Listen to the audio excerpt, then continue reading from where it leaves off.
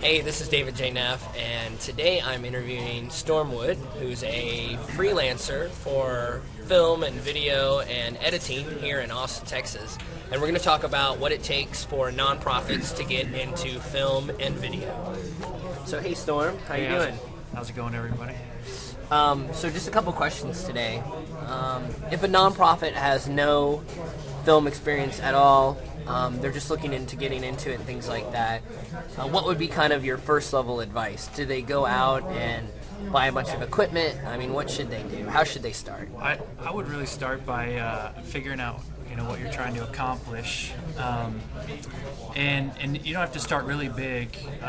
You just need a camera and something to record audio with, and something basic to edit with, and you can start making videos. But you really, I guess, need to kind of know a little bit about what your goals are, so that you can get the right tools for the job. So let's say you're shooting an event. A lot of nonprofits do walks and runs and things like that. So let's say you're shooting a event outdoors. What would you need to go and film that? I've done a ton of events for different groups like that, and basically in my kit, you're going to want to be able to walk all over the place. So you want to be go light. So you need a camera, a decent shotgun microphone, which is just a mic that's a little bit longer, kind of has a directional pickup pattern. The camera mic usually isn't going to be good in a situation where it's loud or whatever, if you want to get people to say anything.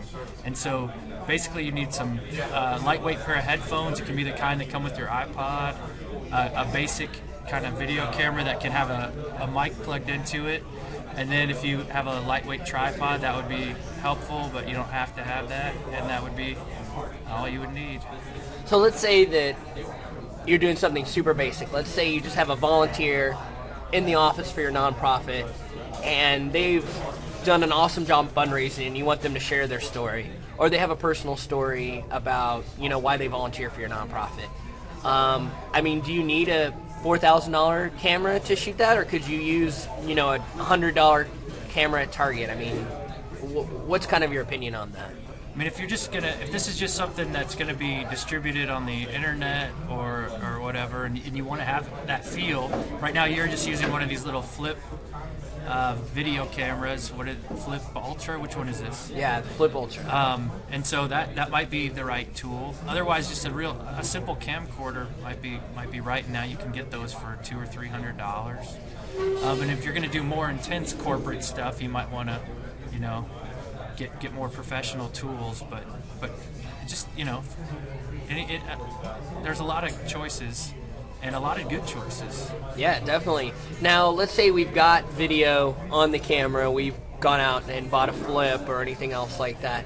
I think people have a lot of trouble with editing, or even what computer to buy. So your opinion, do you go with a PC and you buy Adobe Premiere, or ULED editing studio, or is it a Mac-only world in reality and you need Final Cut or Final Cut Express? I mean, what's kind of your opinion on that? I've always used the Mac since Final Cut Pro came out, because I wanted a professional platform, and at the time, it was really low cost for what you were getting. Before that, I'd only edited on a $100,000 Avid systems, and so to be able to get this on a Mac was really great. So I'm a Mac fan. I think they have great products, and they have a Final Cut Express, which is a cheaper version of Final Cut Pro, which is still a very good program. Just doesn't have all the features of its big brother. But I know there's good programs for the PC, and so it's not. It would just be whatever your preference is. Yeah. Most of the good software is set up the same, more or less, and so it just be personal preference. I would do some research. Look into the different options, and then just decide what's best for you. What's the number one thing people forget besides starting off their video shooting into the light when it comes to shooting video? It seems like audio is always a big issue, and what I mean is, like, I think if you just go with like the camera microphone right now, this should be okay with this flip video camera because it's like a foot from me. And so if you can get a camera really close to somebody, then the camera mic is probably going to do an okay job. But if you're going to be a few feet back and do an interview or something, then you're going to start to just hear this room, all this noise in the room. Yeah. And if you're at an event where there's a lot of people making a lot of noise, like talking, whatever, running around at a walk or something, then it's just going to become to where the audio is really hard, almost unintelligible. And so I think that's a mistake a lot of people make. I think people can put up with a bad picture, not the most beautiful picture, a lot easier than not being able to hear what somebody's saying. Yeah, no, 100%.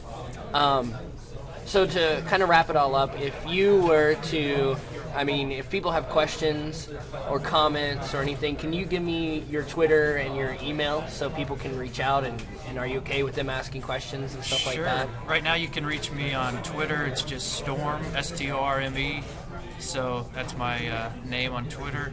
And then my email address is storm, STRME, at 1172.com, ELEVEN72.com. Cool. Thanks, man. Any other things you want to add or anything else? Use headphones too. With getting the microphone, you should use headphones and check and make sure. Shoot something for a few seconds and then make sure you're getting the audio and the video it's working. Yeah, definitely. Because you don't want to shoot like an hour and then find out you didn't have any audio for some reason. Very cool. Well, thanks, Storm, and definitely this will be up on the site, and people can leave comments and questions, and Storm will be checking the blog as well, and so you can leave him comments and questions on there, and then as well as if you have comments and questions for me. So talk to you guys later. Bye. You make me a fucking idiot.